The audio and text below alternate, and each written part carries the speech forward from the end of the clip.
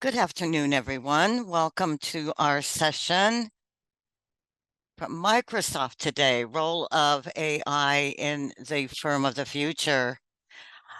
I am Dr. Linda Asher, co-editor of the International Journal of Open Educational Resources. It's my pleasure today to be chair of this session. A couple of housekeeping items. Please make sure your microphones are mute to avoid background interference. At the end of the session, there will be time for a few questions. Feel free to put those in the chat or save them to add at the end in the chat, whichever you prefer. And without further ado, I am happy to introduce Niv Abramov from Microsoft. Niv, the Microsoft microphone is yours. Thank you for being with us today. Thank you so much, Linda. And good afternoon, everyone. My name is Niv Abramov. I am a senior modern workplace specialist for Microsoft's education team. My particular role is to support and evangelize the adoption of generative AI across a multitude of institutions. And I support higher education, K-12, and academic medical centers in North Carolina, Virginia, DC, West Virginia, and Ohio. It's a pleasure to be here today. And my focus today will be talking about ways in which students can engage in leveraging AI, especially in the workforce or even preparing for the workforce. I think before we get into some demonstrations that I'll be providing today, I want to give a brief overview of the role of AI and the different technologies that are available today in the Microsoft atmosphere. And from there, we'll move into a little bit of demonstration. And if there's any Q&A, I will spend some time to allow times to answer those questions.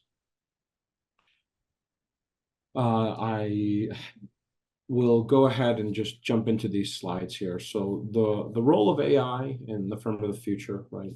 When we think about AI, we think about it in three ways. And the first one is as a personal assistant.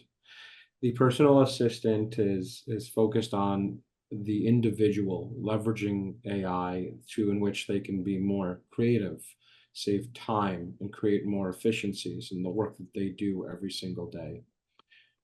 The group-based AI is really where we start to focus from the workforce, from the individual to the department, and finding ways in which we shift from assisting or serving one person to ways in which affect a group of employees. It could be in a meeting, it could be facilitating interactions, collaboration, or even just connecting dots between users and finding different streamlines to be more efficient in work. The third one is where we move from group to more process orchestration, right? We become decoupled from the employee or from a specific department, and instead we're tied to specific processes. Perhaps it's something on the finance side, like closing the books at the end of a quarter. The ability to take a complex process with typically has substantial human oversight, and instead, that is more focused on human oversight rather than human intervention. In this way, things become more autonomous by using generative AI to kind of solve for those problems, and then the human oversight is more focused on having a little substantially less interaction with the process and perhaps tying it up to more efficient uses. So the AI we'll be spending the most time in today is called Copilot with Commercial Data Protection. As a part of APUS, this is a license that's available to all faculty, staff, and students, but even Microsoft Copilot is available to all users outside of APUS that would provide similar functionality.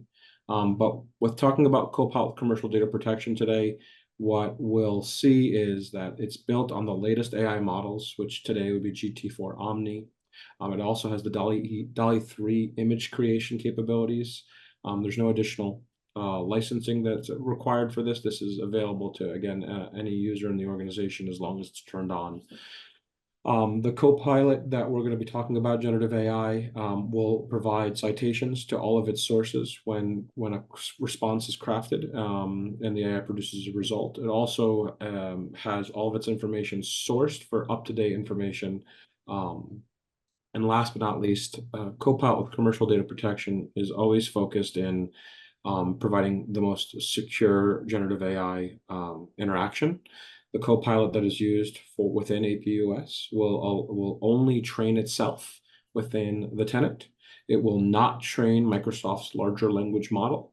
It is really just designed for organizational use, so that in which it will continue to grow and understand the population of APUS, so that in which it could deliver the best possible outcomes, while keeping it secure to the data of the organization. Everything with Copilot is all about how the end user interacts with it. Call it your personal genius, if you will, but the biggest limitation of it producing the results you want is going to be in the way you respond to it. As an individual, it's all about your imagination and what you can do with it. More importantly, when you look at it, it's all about how you interact with it, which we call prompt engineering skills. And by having the appropriate skilling, you'll be able to move on to how do I become more efficient in having the best possible prompt with the best possible outcome. So we'll give a little bit of examples of prompting and using generative AI, and what's the vision of good and where there may be opportunities. Saying something as generic as summarizing my emails. I'm sure if you're anything like me, your inbox is probably hundreds of thousands of emails deep. And if you don't provide context to generative AI to produce the result you want, you're just going to have it summarize as much as it feels comfortable with. Versus if you become skilled in the prompt engineering space, you can create a prompt that is going to provide an output that is much more specific. When we do a prompt, we want to focus on 4 areas: goals, context, source, and expectations. So when you look at this blue highlight here, right, you want the goal of the prompt to create a table of actions. You want to give it context to organize my day, right? So it's specific to the day and not asking you to comb through 7 weeks of email.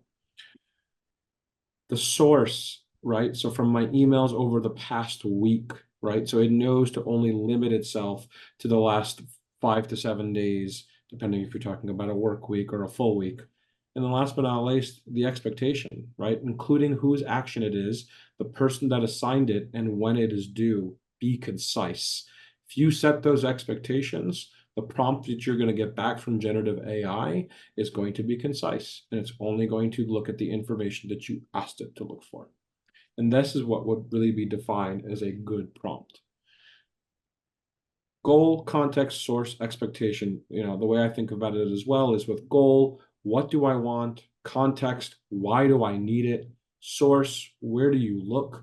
And expectations, how do I need it? Is how you're going to always deliver the best result when doing some prompt engineering. So some prompting best practices that I recommend to any user using any form of Gen AI.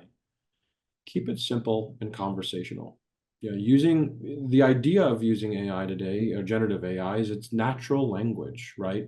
And you want to treat it as if you are having a conversation with a colleague or a person within a certain profession.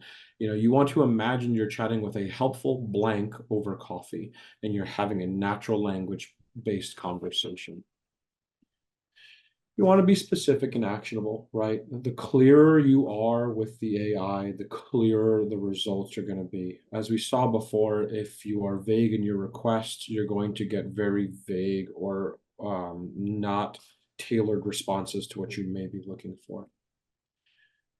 Know what to avoid, right? Don't overcomplicate. Avoid conflicting instructions or overly complex prompts. I know when I started out using generative AI for my own work purposes, I would write paragraph or longer such prompts that convoluted the ask, right? You definitely don't want to assume Copilot has the context from a previous interaction unless you're within the same session. What that means is when you're using Copilot, if you ask a question following a prompt you created, you can assume that it's going to reference the material you used prior. But if you start a new session every time, it's never going to assume what was a conversation from a previous session. So avoid that assumption more than anything. Understand Copilot's limitations, right? Copilot's designed to break down complex tasks. If you simplify the task for Copilot, it'll be able to, by making more manageable steps and requests, the more likely it's going to be more concise in its response, right? You always want to use Copilot for repetitive tasks to save you time and effort. And responses you get from Copilot are random. So don't be surprised if you do a prompt one day and the next time or next day you do the same response. It may produce new results. The AI is constantly learning from a myriad of sources, from the internet, depending which version of Copilot you're using, from the data that you have it has access to. The results will vary as you continue to understand what Copilot can and cannot do. Being polite is always a great way to interact with the AI. Using polite language sets a tone for the response. 100% experiment. There's no limitation to the amount of prompts you can experiment with. You can ask hundreds of prompts in a day with Copilot, and it will continue to produce results. And by experimenting with it, you'll be able to identify ways in which it produces the results you want. Like any collaboration, iterate. And I think this is very married to the last suggestion, right? Constantly test, constantly make variations in your prompting.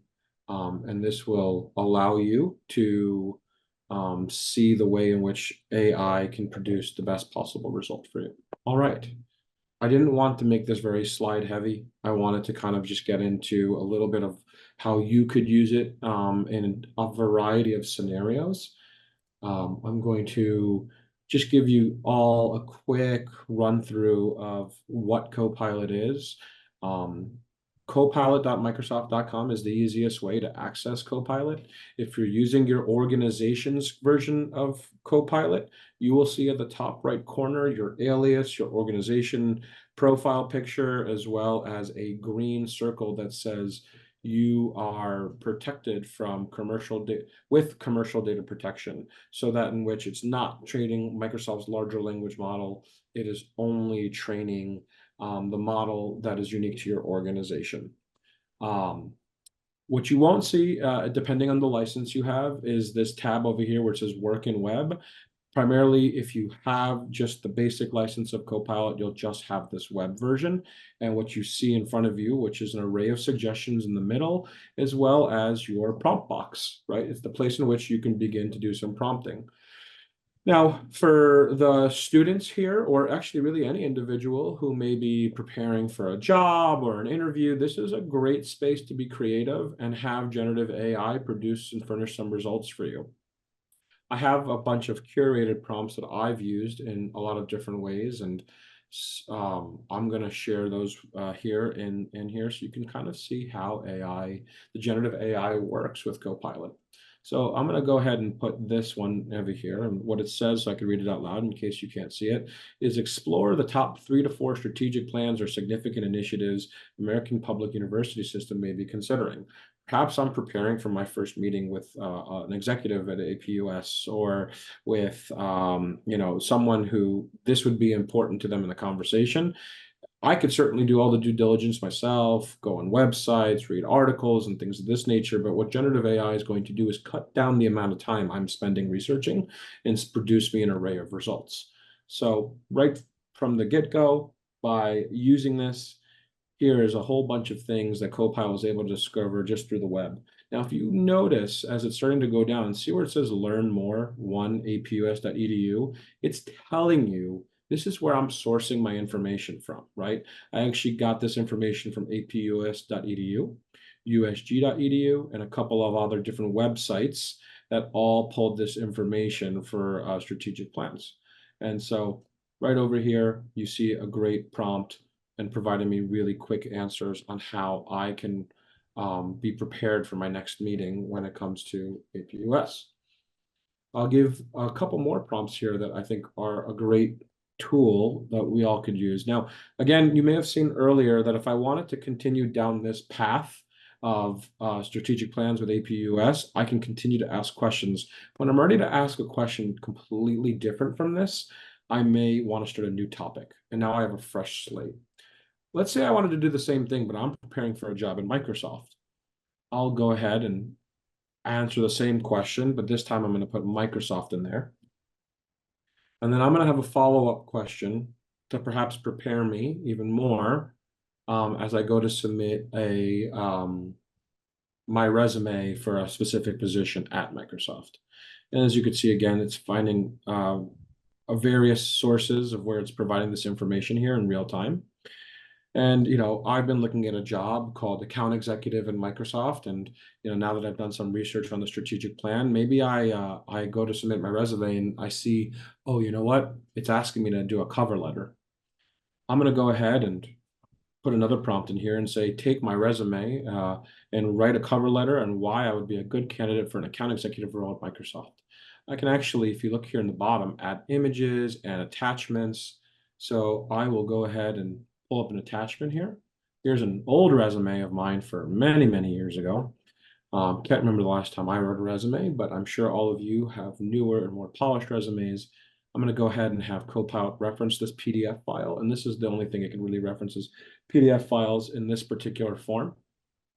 It's going to take some information like my email and phone number, which has always been on my resume. It's also on my email if you ever receive an email from me. And it is taking my entire resume and writing an entire cover letter for me. Just a really simple way for me to go and be prepared and save myself some time. Now, one thing I always tell people when you're looking at using this technology, this is not a pilot. It is not doing all the work for you. It's a co-pilot, right? That's why we call it co-pilot. It's going to do 70% of the work, 80% of the work, but maybe there's certain things as it's written this for me that I want to omit. I want to change. I want to perhaps change the language or the tone. I could certainly have AI do some of that, but at least I have 70% of my framework created. I'm going to go ahead and jump in there and do some changes and then submit it so that the majority of it is done. So those are just some ways in which you can interact with it. Sometimes, I get excited about doing these presentations and I want to go to Microsoft Marketing and say, hey, I did this awesome presentation with APUS, and I want to create a blog about how the organization may want to go ahead and start activating on Copilot. So if I'm going to go here, I can go ahead and hit Control Paste, and I can ask the AI here to create a blog for pupils at American Public University System to read. The school includes students of 18 and older. The white paper needs to explain a simple way of what is AI, what is Copilot for M365, and how they can leverage the schoolwork, including an intro to Microsoft as a company and why Microsoft is a trusted leader in the area of AI.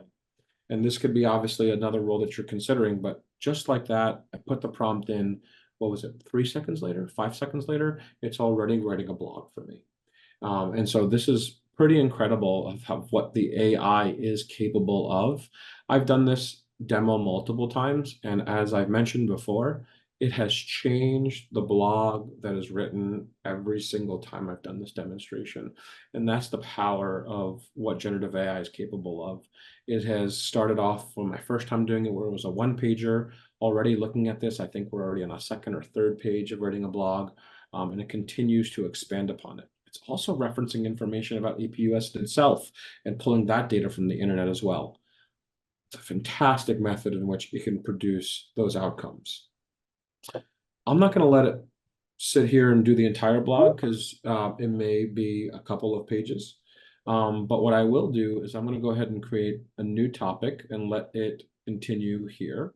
As you can see again, it's going to continue until it feels like it delivered an excellent blog. I also want to touch on a little bit of the image creation, right? I've actually used this for other projects that I've been involved with, but perhaps you need to create some branding or a logo or things of that nature, or you wanted, you're publishing that blog that I just mentioned, and you want to add some AI generated images related to what you're trying to do. Perhaps it's students using AI or a computer lab, or a campus hall. I'm going to go a little bit more on a different track here, but if you look at this prompt that I had written a while ago, create an image of this description: the sidewalks bustling with pedestrians enjoying the nightlife, a bustling city street under the shine of a full moon. At the corner stall, a young woman with a fiery red hair dressed in a signature velvet cloak is haggling with a grumpy old vendor. Perhaps I'm writing a book. The grumpy vendor, a tall, sophisticated man, is wearing a sharp suit, sports a noteworthy mustache, and is animatedly conversing on a steampunk telephone. Let's see what AI does with that level of a descript prompt. I gotta sign in here. Give me 1 second. If we just give it a moment to generate those images. Well, do we see a cloak, a woman with red hair? Do we see a gentleman with a mustache under the bright moon? Absolutely do. There's a lot of power in which how this technology can be used for image creation, and especially when you're trying to use it in a professional setting, this is a great way to maximize the value of Copilot and how it could support you in a lot of different scenarios. I know I wanted to leave some time for Q&A here, so I'm going to stop sharing, and I want to be able to answer some questions from the last couple minutes that we have together. So Kinjo, Lindo, if you want to go into the Q&A, that would be great. Well, one question that I think might have been answered. Can you hear me? I can. Okay, good. I'm never sure if my mute's on or off. Someone asked about saving searches It's a great to question. come back to. Yeah. So in the version of Copilot that we looked at today, Copilot for Web, it doesn't actually save any searches. Usually the suggestion in that particular space would be to go ahead and take that Copilot and take that prompt and save it. Now, if you're using the work version of Copilot, which we call M365 Copilot, it saves every single one of your searches. So this way in which you can reference it for other purposes or other times. So we just have varying versions of Copilot, and then the work version, it does save your searches. There has been discussion that perhaps in the future, in some future iterations, we may have some of that save search capability in this version of it as well, Copilot for Web.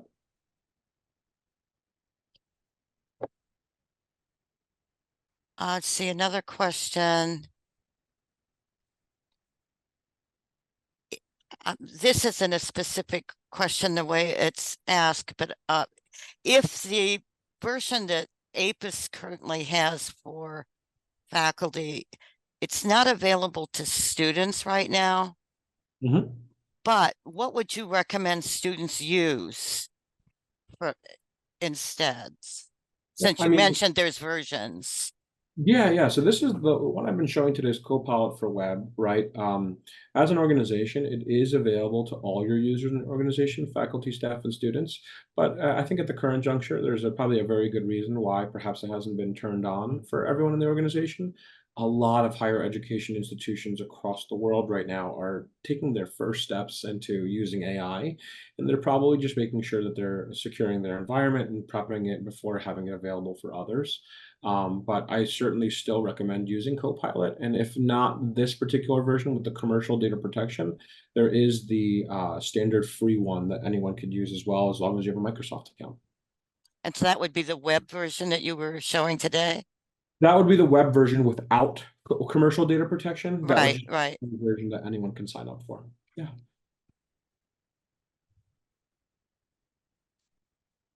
I did see in the chat, there was a question that was asked. Copilot is the Microsoft version of ChatGPT. That is correct. That would be Microsoft's version of our generative AI. Okay, this is a question I would ask to bootstrap on that then, Neve. There are variations of ChatGPT, Mhm. which one is the closest to Copilot's web version? Would that be ChatGPT 3? That's a challenging question. I didn't mean to put you on the spot. I was just That's thinking. okay. That's okay. You didn't. You know, they all have varying degrees of capabilities. You know, what I know is Copilot is currently running on the latest version of GPT, which is GPT-4 Omni. And so if others are using Omni as well, that would be a similar comparison there. Also know that Copilot's also using the DALL-E 3 image creation. So if Okay, those, that was going to be my next question. So yeah. yeah. So if those AIs have that, then you know those would be the two things that I would say would be closer to that.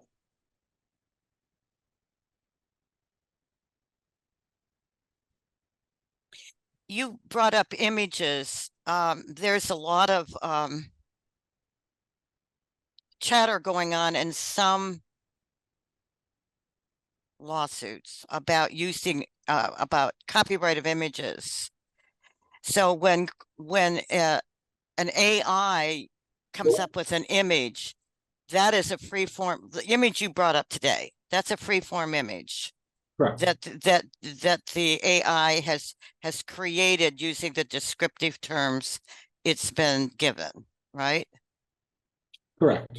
Okay, so that's not an image that's already out there. The AI has created that image. The AI has created it, correct. However, if you look at Microsoft's terms and conditions, it certainly says that it's shouldn't be used exactly as is for branding, right? And I would certainly consult with an appropriate Right, source for marketing and things of that nature of, hey, here's an image AI created, and I would like to do a logo similar to this, right? right. And that's it. I just thought that was a good point to raise because I think sometimes people miss that point, Yeah, or might not realize that point when they're getting started with using the AI generators.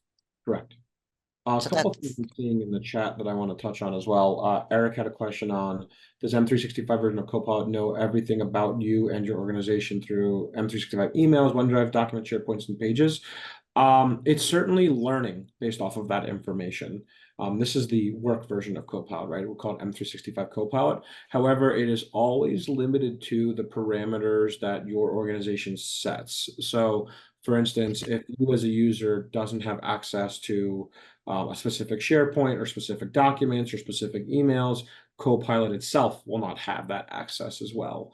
It's always going to respect the security and compliance features that are set for you as an individual, as well as the within the tenant in the organization. Um, let's see. Yeah, there's a couple more here. Yeah, I'm just jumping around into them. There was another one I saw.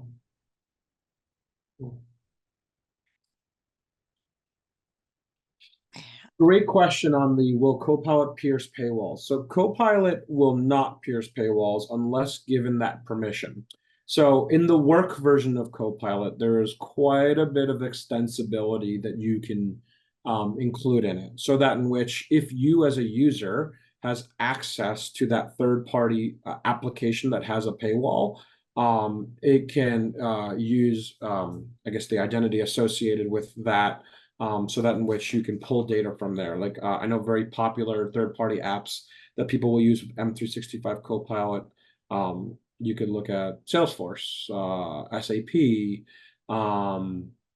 Workday, other applications that your organization has access to. You know, you would just have to kind of look at the different configuration to allow for that. Someone has a question on not being able to upload a document. Why? So yeah, so great question. So on the attachments in this particular version, I was able to upload a PDF. You can't upload a Word document. I think it only has to be in a PDF format. So that would be why you may have not been able to. If it was a PDF you were trying to do, it also could just be a limitation someone set at the tenant level, to not allow for that. But I'm pretty sure, generally speaking, it's typically because if you want to do a Word document, then you would have to do the work version, which will allow you access into any Office 365 based graph file. And I see that there's plenty more questions. I would love to set up more time to answer more of these questions. I am going to confidently put my email in the chat. And you can feel free to email me any additional questions this group has, and I would love to work with you and see how I could further support your inquiries into Copilot. Neve, we thank you so much for an excellent presentation for this conference. It's been awesome. And also a shout out to all of the participants. Thank you for being here. Thank you for having me. I really appreciate the opportunity to present in front of you, and I hope you all have a great day. Thank you.